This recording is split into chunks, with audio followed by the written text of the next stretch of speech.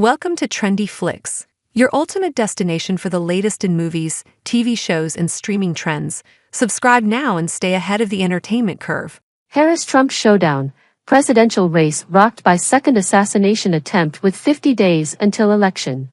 An expert tells Fox News Digital which key factor will determine outcome of Harris-Trump race in November. 50 days until election day, and the race for the White House is rocked once again.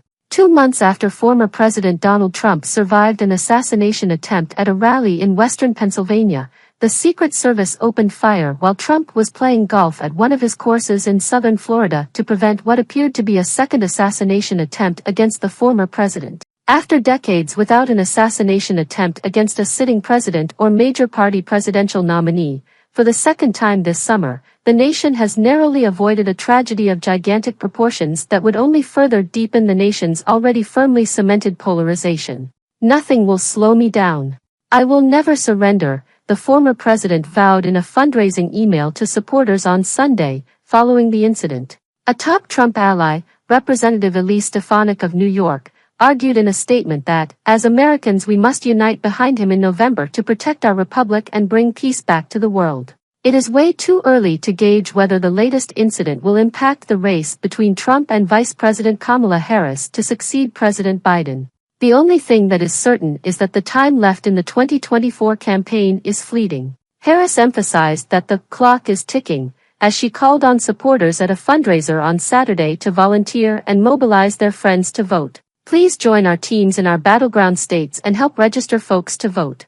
And talk with your neighbors and your friends about the stakes, she urged. With the first and potentially only debate between the Democratic and Republican Party presidential nominees now in the rearview mirror, and early voting and absentee balloting starting to get underway, the showdown between Harris and Trump remains a margin of error race in the 7 crucial battleground states that determine the outcome of Biden's 2020 victory over Trump and will likely determine the winner of the 2024 election. The latest Fox News Power Rankings currently rate 6 of the 7 states as toss-ups.